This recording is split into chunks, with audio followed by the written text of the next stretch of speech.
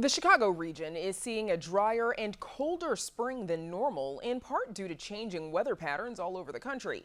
But several new climate reports show that overall, Illinois is getting warmer and wetter. That, as a recent study finds Lake Michigan's deep waters are also heating up, prompting concerns over the impact of climate change on everything from marine life to human beings.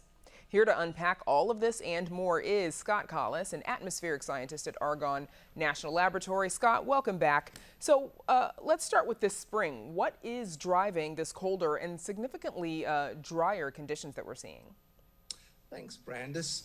For those who can remember back to the early days of May, we actually started with a couple of wonderful 80-degree temperatures, which has actually made this cold weather feel all the worse. We've had a long-standing, ongoing weather system that sat over Chicago, and rather than bringing that warm, moist air up from the Gulf of Mexico that gives us those spring rains and those spring warmth, we're actually getting our air from our neighbors to the north, from Canada, which is drier and colder, and that system has been very stubborn and hasn't moved on.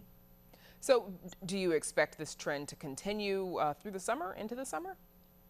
No, at the moment, the climate signals that we're seeing are indicative of a fairly normal spring. We actually have just come out of a La Nina season, which would give us wetter, slightly colder temperatures, and we're now in what's called ENSO neutral conditions. So we really do expect a bit of return to normal. But part of the problem is when you get these long, dry spells, the moisture that thunderstorms that we're used to getting in May feed on isn't present in our soils anymore. So it's going to take a couple of good rains to get back to normal.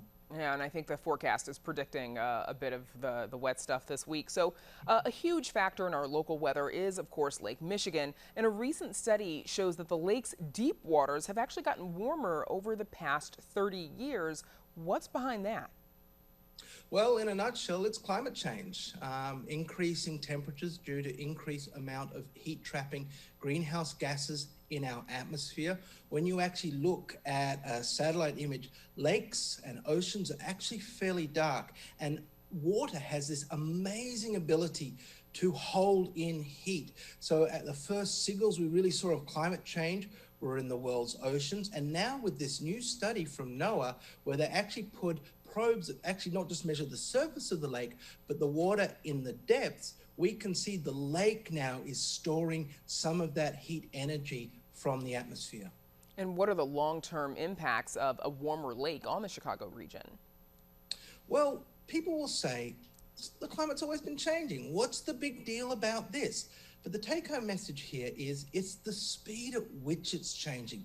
The species that live in the lake, that keep that equilibrium going, that makes our city so livable, have evolved with the lake with a certain seasonality and temperatures. So with conditions changing this quickly, those species do not have the time to adapt. So rather than adaptation, you get migration, which leads to a collapse of ecosystems.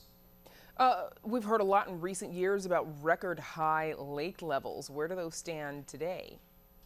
Well, unsurprisingly, given the lack of precipitation, given that last year we're talking about one of the wettest springs on record, and now we're barely managing to stay above record low precipitation, the lake levels have gone down. They're still well above average. They're still running about 17 inches above average, but they're well down on the levels that we saw last year. And NOAA also recently updated what are known as climate normals. What is that? So it's what it says on the tin. It tells us what's normal. So every 10 years, just like the census, NOAA goes out and takes a record of the last 30 years. So a record for 30 years, updated every 10 years. So when your favorite meteorologist is on TV saying it's 10 degrees above normal, that's the normal. But what made these normals really special and really interesting is probably a word you could use, is just the clear signal of climate change across the country that we see both in temperatures and in precipitation. And what does that tell you about the impact of climate change here?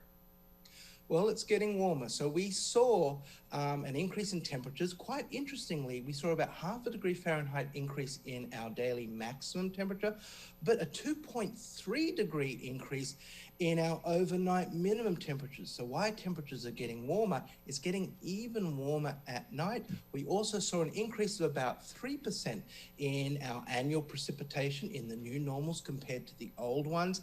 And somewhat surprisingly, more snowfall, but mainly in those coldest of months, December, January, and February. Scott, as a scientist, what does all of this make you think? What are you concerned about? Well, okay, a lot of things. One thing it tells me is that the climate simulations that, us at the United States Department of Energy and our friends at NOAA and NASA have been running, have been telling us this kind of change we've been seeing. So it tells me climate change is no longer a prediction. It is actually something that we are living through right now, and its impacts on us are being felt and are real. Okay. We'll have to leave it there. My thanks to Scott Collis for joining us, as always. Thank you very much, Brandis.